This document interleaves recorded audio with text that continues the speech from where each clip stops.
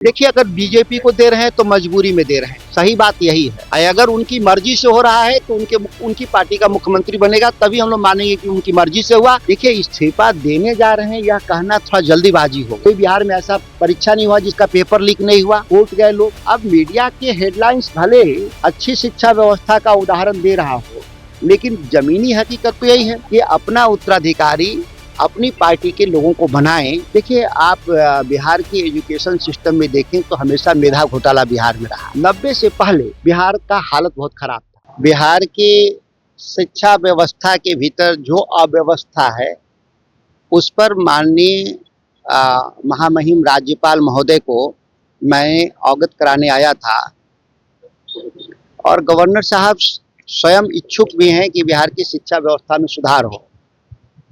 कह सकते हैं कि लंबे समय बाद ऐसे गवर्नर बिहार में हमारे आए हैं जो व्यवस्था के सुधार में रुचि रखते हैं। इसीलिए मैं आया था। सबौर कृषि विश्वविद्यालय में जो वर्षों से जो भ्रष्टाचार है दुनिया राम सिंह के नेतृत्व में, वह अकल्पनीय भ्रष्टाचार है। और जो पहले भी से जो जेल गए थे और मंत्री पद से इस्तीफा देना पड़ा था, मेवालाल चौधरी, उनसे कई गुना ज़्यादा भ्रष्ट हैं दुनिया राम सिंह। निश्चित तौर पे जांच भी होंगे और कार्रवाई की उम्मीद भी है।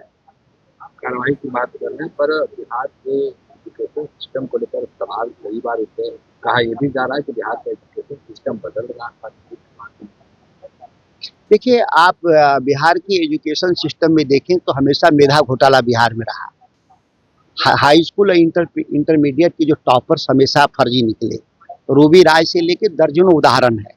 तो मेधा घोटाला तो नहीं के राज में हुआ। और जितनी नियुक्तियां हुई उसमें हर मामले में कोई ना कोई पेपर लीक हुआ। तो कोई बिहार में ऐसा परीक्षा नहीं हुआ जिसका पेपर लीक नहीं हुआ, कोर्ट गए लोग। तो अब मीडिया के हेडलाइंस भले अच्छी शिक्षा व्यवस्था का उदाहरण दे रहा हो, लेकिन जमीनी हकीकत तो यही है। और सबसे ज्यादा बिहार में पलायन भी है, वो छात्रों का पलायन है। अच्छी शिक्षा के लिए दिल्ली जाना, बॉम्बे जाना, कोलकाता जाना, चेन्नई जाना। तो ये अगर शिक्षा व्यवस्था ठीक है तो पलायन क्यों है? तो ये तमाम ऐसे सवाल हैं जिससे जाहिर है कि शिक्षा व्यवस्था में ढांचागत मूलभूत परिवर्तन की आवश्यकता है। अगर माननीय गवर्नर साहब जो अभी नए आए हैं और बहुत अच्छे हैं, उम्मीद है कि इसको अच्छा करेंगे। सुधाकर जी सवाल है, इस्तीफा देने जा रहे हैं, कल उन्होंने राज्यसभा में शपथ लिया। देखिए, इस्तीफा देने जा रहे हैं यह कहना थोड़ा जल्दीबाजी होगा, क्योंकि उनके पास 6 महीने का वक्त है वो इस पद पर बने रहने का। उनके पास कानूनी अधिकार है इस बात का। तो कब इस्तीफा देंगे वही जानते हैं। लेकिन हम लोग एक बात जरूर कहना चाहते हैं माननीय मुख्यमंत्री जी को कि अपना उत्तराधिकारी अपनी पार्टी के लोगों को बनाएं। बिहार का फैसला बिहार में वो स्वयं लें, न कि बिहार का फैसला पटना से दिल्ली से लिया जाए।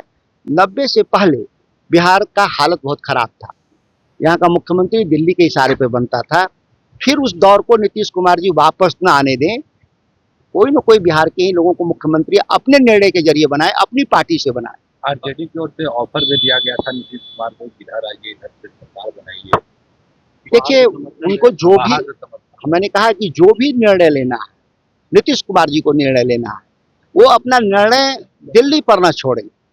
राष्ट्रीय जनता दल का भी कहने का अर्थ यही हुआ और मैं भी यही कह रहा हूँ। जैसे उन्होंने दिल्ली में कहा कि हम 3-4 दिन में अब सब ठीक कर देंगे, नई सरकार बन जाएगी। आपको लगता है कि मतलब बीजेपी को दे रहे हैं मजबूरी या जरूरी? देखिए, अगर बीजेपी को दे रहे हैं तो मजबूरी में दे रहे हैं, सही बात यही है।